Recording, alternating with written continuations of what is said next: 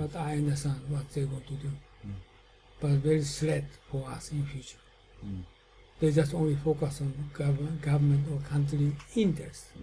If the kind of trading and business does not meet with country interest, American about the same. But at the same time, we're also heavily invested in the one road, one belt. Oh, but this is the other issue. They have one belt, one road is they have another big jump for the economy, and they try to consider for Europe and Africa, and Right, but it's Asia. a very grand, open, connect the world initiative that is not so much only about Chinese interest. They can never do it if it's only about Chinese don't interest. misunderstand. This is Chinese only interest. They try to export steel. Yeah, but they will not be able. Steel, cement. Yeah, but they will not be able to pull it off because actually they need to put this infrastructure to all these different countries. So they will need to. No, you need to consider for that how much global market share they have steel. It's more than 50%, right? So they have very lots of stocks of steel, aluminum, and stocks of cement. They can't, consume in their own country. They need to export. Well, I can see their point of I can see their interest, of course, and of course it's driven by self-interest. But they will need to be inclusive in the benefits, because otherwise they will never be able to connect all those countries. Because if there is no benefit for a country like Pakistan, if there's no benefit for the Netherlands, then why would we get on board? Oh, Pakistan is they are. As example. Yeah, Pakistan case is they're heavy concerned about corridor is going to Indian Ocean. They try to lot of investment China making, so they're expecting Guider Bay is their big jump. They try to consider a big jump for their economy. So this is China try to do that. And the good example is Africa, right? As you know, we discussed many times Africa. China export high speed rail. And they don't. China they don't consider for their African countries, capability or not. They don't care. They just export because they have skill, right? Finally, what they are chasing for, this is obvious. They try to want to get diamond, gold. If you cannot pay, I'm going to take care of your mine. This is business. But China is not wrong. They are doing business. Europe is the same. They try doing business. Okay, they dominant in the world. It's simple. China imperialism. I don't write the book this year, but next year I'm going to write the book. One belt, one road. They try to establish the imperialism, and they try to govern the world instead of the United States. 2030. But problem they have, getting older. America is getting younger. Yep. This is 2030. 2015 is turning point.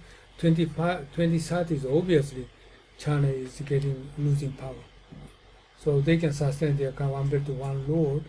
They can dominate just only next 10 years. So what will prevent China to become the next Japan? Well, basically what we see is What do you want to say? Well, what we see is that the leadership, like economic. Oh, there's nothing thinking about Japan. No. The question is different. So we see that the lifespan of an empire is getting shorter and shorter. Like, okay, China has a 4,000 year 15 history, years. but it's getting shorter and shorter. Yeah. So what does prevent? Why would China be any different from Japan? That basically they can build up leadership, but soon it will end and will be replaced by another. No. China thinking about they try to making IT revolution. Even if population, is declining, and they thinking about 2030 is IT revolution. Okay. Why would it be China?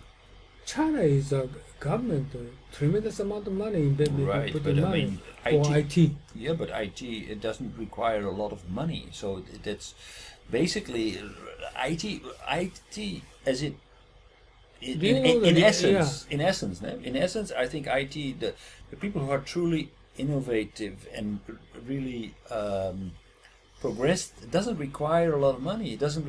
It requires talent, a unique way of thinking, an entrepreneurial spirit. It's not about numbers. It's about a mindset. Why IT at the moment is dominated by Russia, by Ukraine, by America. Those are small people that actually come up with a unique idea or a unique concept, and they know how to market that. So what is the advantage of China to actually? Okay, they focus on the very clear is AI, robotics, cryptocurrency.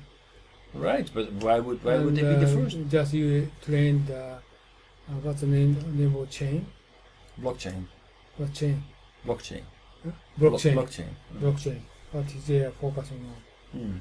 And currently, what they're doing business is to China. Currently, what making effort to sell salt system. Sorting. Yeah. Sorting system is currently very weak, and big data they don't have knowledge for how to sorting. So even if they try to blockchain is a lot of big data system, right? But they cannot catch up with that. And AI and robotics, that they try to consider for China government future. And this country is the first in the world. They try to driverless vehicle. Okay, driverless vehicle. It's already in existence in the United States. No. Eliminate every driver. Eliminate nobody in the supermarket. Nobody in the department store. Okay, and everywhere is just what that drone. Everywhere, every building they can arrive the drone. Already Beijing, Shanghai, the government accepted. Never happened in the world, only China. So nobody. If you go shopping. Who's monitoring the airspace then? If it's already Don't allowed? care. It's the fell down, 100 people dead. Don't care. Who cares that? Okay, just it means now is. No, but is there no control system? I mean, you cannot just open the No, air. they don't care control system. But that's impossible. Do you know the Bill train? It's they got collapsed. 100 people dead. Who cares? Just 100, not 1 million. Right. We have a lot of people there. All right. Well, you have a lot of people there. But even if I want to, if I'm serious about drones, and if my company, let's say that I'm Amazon, I'm the new Amazon in Shanghai, and I want to use drones to deliver the goods to the. Do you know the currently Shenzhen in China, and the policeman just watching camera, watching that person. Oh, this is a criminal guy. History he has. He immediately they go. Right. Face. With face recognition. Yeah. Yeah, I read actually, there was an article this morning about it. That's right. Yeah. This is a China, they try to control that. And for the morning, I'm go outside to buy something. It's a little bit different from Japan, right? In Japan, they put a police officer at a traffic light with camera with a traffic light, and then the policeman is waiting for the light to turn green, and then it's so stupid. You know, so the China is the next 5 years, no money. Okay, if you go any place, anywhere, nobody there. Okay, so this is going to happen very soon. So even the population decline. But what problem is that going to solve? Because they try to keep growth and they try to dominate in the world. This is China imperialism. Don't misunderstand this country's history. But I mean, so for example, shops without shop staff. What problem is that going to solve? What good is that going to do problem. anyone? Whatever you want, you just come in, just take it out. Right. Automatically you pay. But what benefit is that going to bring to China? Reduce, salary, payment. Oh, so for business purposes, yeah, that's possible. Exactly. Possible. Decline in population, what kind of action they're going to take? Right? This is their concern. Okay, in future going to hospital at the entrance, you just come to here, that the robot will go and judge you. Okay. So Take X-ray and just history and. I mean, that's very well, obvious. by the way, you have a cold. Just a robot will give you the medicine. Doctor don't So need you to just meet spit with on you. the robot and they will analyze your sputum. Do you know? Last time I went to the doctor and I have something feeling bad on my chest. He introduced big hospital, and big hospital I went there, and they're going to my like kind of CT scanner, and CT scanner is currently CT scanner doctor, they can find that very small dot, but AI robot they can find that more smaller dot. Of course, But current technology we don't use that. of course. But special doctor can find that. Oh, you have small dot, but this is no problem. But my doctor, my private doctor told me, oh my God, I can't find that kind of dot. Even see that this Right. this is special. But this is the kind of technology advancing.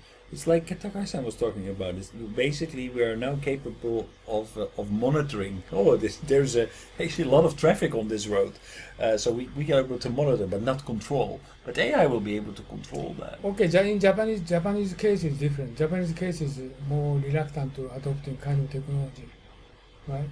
And because very conservative, they don't. But this is obviously an improvement. I'm talking about a lot of these investments, a lot of these developments. They're not really improvements. They're basically a measure of cost saving. They're not going to bring benefits to society as a whole. It doesn't benefit anyone. Well, only the people who have the technology to replace workers, to replace people with automation. But like better scanners, earlier detection. That is actually going to contribute to society. But there's a lot of these things that we're talking about and excited about that are not going to bring us any benefit as a society at all. That's another problem China will confront with. Yeah. That is another problem confronted with. China is old people getting more and more, and 20, 30 million people getting older people, over 80 people, and social unrest. Who's going to take care of it? But also automation. Many people don't need to work, or government will going to pay for them. We're going to pay the just income for you. But what will going to give them happiness? Who's going to give them happiness? This is the problem. Japanese just 100 million, China is 1 billion. Who's going to handle them? This is a big problem, right? So this is another issue that China will confronting with. So next year I'm going to write down China's imperialism. And what's the future do they have? Okay, this is a very big threat. Not only the nuclear power plant, they're going to make 100 nuclear power plant. Okay, 2 of those will burst, but this is social unrest is more big issue. Right? This is You think that they are actually going to choose for a nuclear power plant? I wonder. I think nowadays, nuclear power plants are not the future anymore. It's renewable But energy. they are making hundreds of those. Hundreds of. Scary. At least 2 of those burst. It's 100% for sure. They're going to happen. Chinese way. They forget to close their valve, burst. Right? I don't know. Burst. At the moment, the only one really, there are 2 really, three bursts. One in the United States, one in Ukraine, and one in Japan. Yeah, next Not time. not in. Well, I don't know.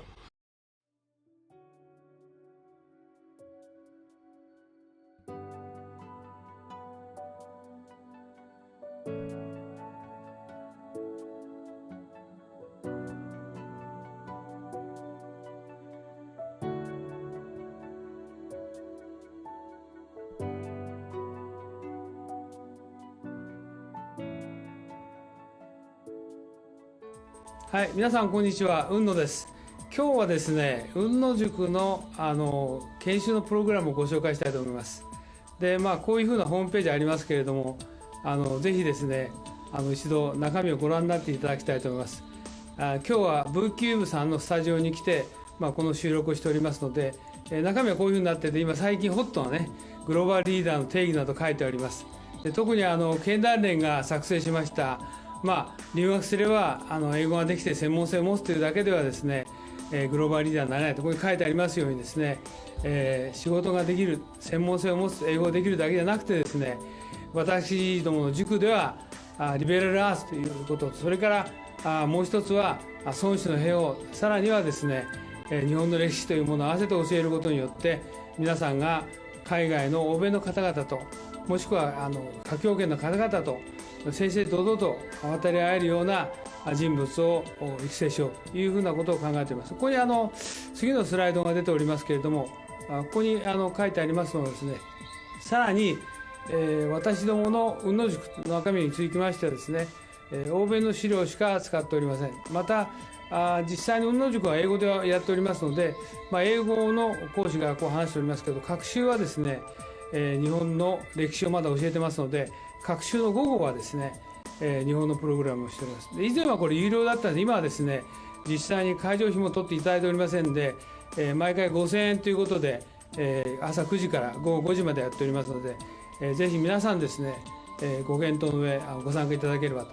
英語のできない方もですね、各週の午後こういうふうな検証をしておりますので、ぜひご参加いただければというふうに思っておりますので、よろしくお願いします。で、ここにさらにですね、グループ討議とか実務の勘どころを教えるって書いてありますけど、実際には私が10年ほどですね、欧米の新聞とか雑誌等をですね、集めてきた、もともと英語のベースでございますので、そうしたものをですね、50セッションのテーマに分けて資料作成をしております。